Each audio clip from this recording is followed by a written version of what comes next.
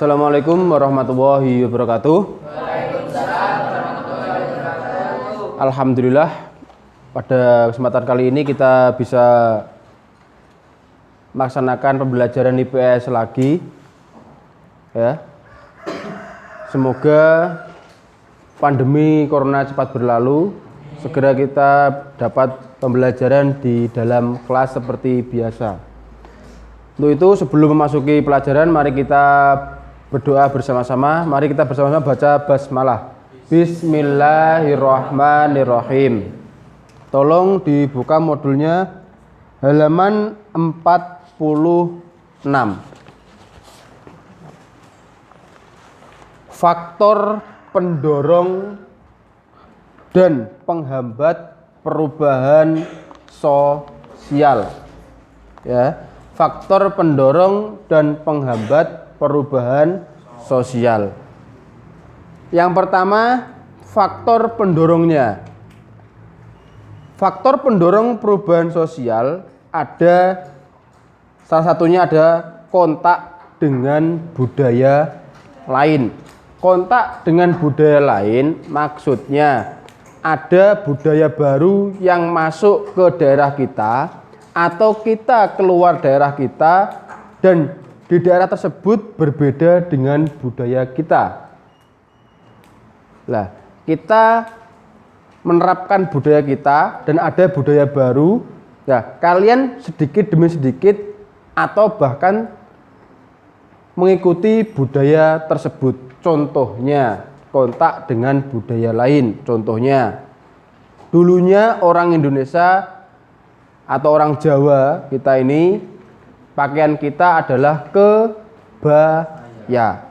Karena kita kontak dengan budaya lain, kita kontak dengan budaya Arab, akhirnya banyak wanita kita mengenakan mukena atau kerudung atau jilbab. Yang laki-laki menggunakan peci atau kopiah. Itu adalah kontak dengan budaya lain, ya. Itu salah satu contohnya. Yang kedua, sistem pendidikan formal yang maju. Faktor pendorong perubahan sosial yang kedua adalah sistem pendidikan formal yang maju. Contohnya seperti ini. Kalau sistem pendidikan formalnya masih biasa-biasa saja, itu pendorongnya perubahan sosial juga kurang. Contohnya, kalau sistem pendidikannya maju, misal semua anak yang ada di sekolahan wajib mengenakan atau memakai atau membawa laptop. Jaringan internet full. Apapun materi bisa kalian akses lewat jaringan internet itu. Kalian bisa mengambil materi dari manapun, intinya materi tersebut terkait ini. Kalian boleh mengambil dari link manapun. Jadi kan otomatis ilmu yang kalian serap itu pasti akan berbeda dan bertambah dan semakin luas daripada informasi yang hanya kalian dapat dari seorang guru. Kalian tinggal klik materi ini dan ambil dari literasi manapun, dari ahli-ahli manapun. Itu pasti pemahaman kalian akan semakin luas karena tidak hanya dari satu guru. Itu salah satu contohnya. Ya, dari guru menerangkan pengertian ini. Nah, kalian mengambil dari istilah-istilah yang lainnya, dari bahasan-bahasan yang lainnya, bisa mengambil dari negara-negara manapun. Kalian jadikan satu, kalian buat kesimpulan. Itu pemahaman kalian akan semakin luas. Ya. Itu pendidikan formal yang lebih maju. Semua anak bisa mengakses internet secara gratis dan seperlunya. Secara gratis dan seperlunya, sebisanya untuk kepentingan sekolah. Tuh. Sikap menghargai karya orang lain. Sikap menghargai karya orang lain. Misal ada orang lain yang berpakaian seperti itu, bagus untuk saya, ya kita terapkan tadi contohnya. ternyata orang Islam itu kalau memakai hijab bagus, memakai jubah, memakai gamis bagus. Oh, saya contoh. Lah, itu berarti sikap menghargai karya orang lain, ya. Toleransi terhadap perbuatan-perbuatan yang menyimpang yang bukan merupakan delik. Sikap toleransi adalah sikap menghargai, membiarkan, memperbolehkan pendirian. Istilah toleransi itu ada sesuatu yang tidak sepaham dengan kita merasa toleran. Oh, itu urusannya dia, nggak masalah. Mungkin dia punya tujuan, kenapa malah dia seperti itu. Mungkin dia punya tujuan, saya punya tujuan. Itu sikap toleransi. Itu tujuan dia melakukan seperti itu. Biarkan sajalah. Mungkin dia punya tujuan yang baik untuk dia. Itu sikap toleransi. Ada orang masuk ke daerah saya, misal mengenakan ini, biarkan saja. Mungkin adat mereka seperti itu. Ya kan? Sikap toleransi. Itu yang salah satu pendorong perubahan sosial. Ada budaya yang masuk ke daerah kalian, biarkan saja. Mungkin misal ada orang baru yang masuk ke daerah kalian. Di daerah kalian biasa ada tahlilan dan lain sebagainya. Ada orang baru masuk ke daerah kalian dan ada orang meninggal, ada anggota keluarganya yang meninggal, dia tidak tahlilan. Ya biarkan sajalah. Mungkin memang pedomannya dia seperti itu. Misal seperti itu ya. Itu adalah sikap toleransi. Mungkin seperti itulah. Itu sikap toleransi. Tujuannya intinya sama dan untuk apa?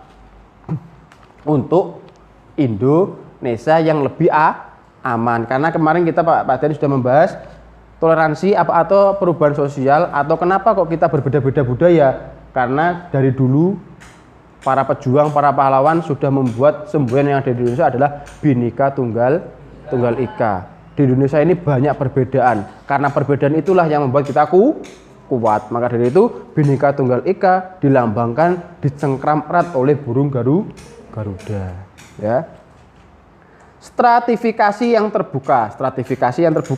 Sistem terbuka memungkinkan terjadinya gerak sosial vertikal yang luas. Sistem terbuka memberikan kesempatan kepada individu untuk berkembang atas dasar kemampuan sendiri. Membiarkan individu, membiarkan orang untuk kebaikannya sendiri. Misal, Mbak Riha dibiarkan, Mbak Riha, kamu melakukan apapun boleh. Yang penting positif. Kadang-kadang orang yang susah untuk berkembang adalah orang-orang yang selalu dilarang. Ya apa tidak? Orang yang selalu dilarang akan susah berkembang. Lah, dibiarkanlah. Kamu mau melakukan apapun terserah kamu. Yang penting itu positif. Nah, itu disebut stratifikasi yang terbuka. Masyarakat yang heterogen berarti masyarakat yang majemuk, yang bermacam-macam itu adalah salah satu pendorong mobilitas sosial. Ketidakpuasan masyarakat terhadap bidang-bidang kehidupan tertentu. Masyarakat tidak puas dengan adanya hal yang ada di daerahnya atau dalam dirinya. Akhirnya dia mencari hal yang baru. Saya tidak puas dengan apa yang saya peroleh. Saya harus mencari hal yang baru. Saya tidak puas dengan kerudung ini. Saya tidak puas dengan baju yang ini. Saya pengen baju seperti orang itu. Ketidakpuasan. Ya. Yang selanjutnya adalah orientasi ke masa depan. Orang yang punya orientasi, punya cita-cita ke masa depan, itu pasti akan selalu berubah. Ya, akan selalu berubah. Contohnya, saya umur sekian harus sekian, harus seperti ini. Saya setelah ini harus seperti ini. Saya setelah ini harus seperti ini. Saya setelah lulus MTS harus ke sekolah kemana? Setelah dari aliyah saya mau kemana? Saya mau kuliah. Kuliah kemana? Setelah kuliah saya mau apa? Punya orientasi. Pasti kalau kalian punya orientasi, ya pasti kalian akan mengembangkan diri kalian, ya dengan sungguh-sungguh. Itu orientasi. Nilai bahwa manusia harus senantiasa berikhtiar untuk memperbaiki hidupnya. Nilai nilai itu adalah tolak ukur dari sebuah norma. Norma itu aturan. Nilai adalah tolak ukur dari sebuah norma. Kita harus dianggap orang lain